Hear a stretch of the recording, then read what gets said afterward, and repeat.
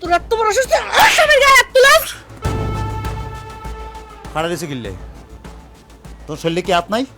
হ্যাঁ জি আছে। এটা তুমি কি করছো শোনা? এটা তুমি কেমনে পারলা?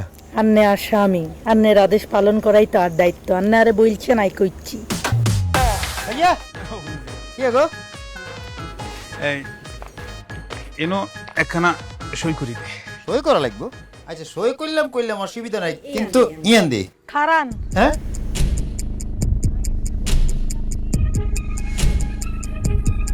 সই করেন, কিন্তু সইটা করার আগে দলিল একটু পরিচান। হেতাগো দুই ভাইয়ের মাঝখানে তুই কথা কনের কে? ভাবি এগুলা আপনি কি বলতেছেন? এই বাড়িতে আন্নের যে অবস্থা, আরো তো সেই অবস্থা। আন্নেরে যা বলছি তাই করেন, দলিলটা হরি তারপর সই করেন। রে দুলিল্লা, ভাইয়া তুই কি আর বিশ্বাস করছ না নি? ও মা ভাইসা আনারে বিশ্বাস করতে না না আর বলতে তো বলছে এটা একটু হরিলই জিনিসটা কি আছে, এটা তো খারাপ কিছু বলে না।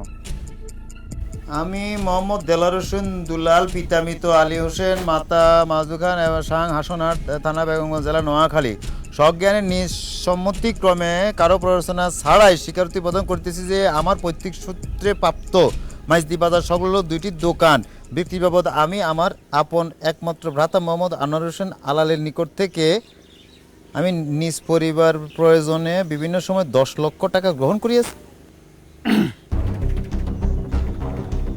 সাক্ষী এক মাজু খাতুন, সাক্ষী হিসেবে দুই জরিনা বেগম।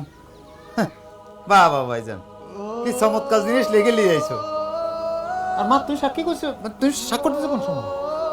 আজকে সকালবেলা তো আত্মন শৈলে গেছে এতে আর তো দলিল দেখানো, আমি বুঝিনি কিতা লেগছে।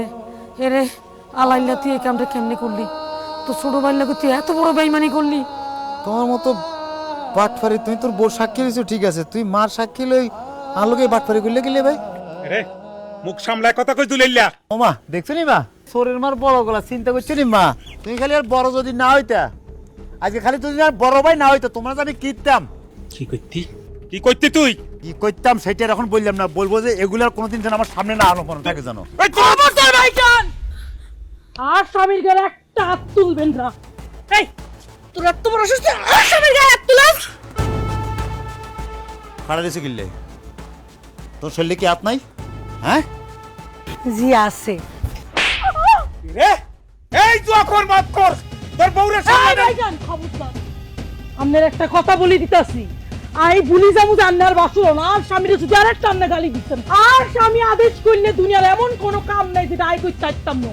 কথাবার্তা বলবেন, সাবধানে বলবেন, নাইলে খবর আছে। মা তুমি কিছু বলবা?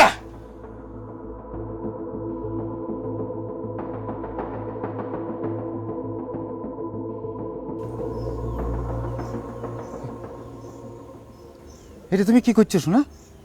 এটা তুমি কেমনে পারলা? আন্নে আর স্বামী, আন্নের আদেশ পালন করাই তার দায়িত্ব। আন্নে আরে বলছেন আই কইছি।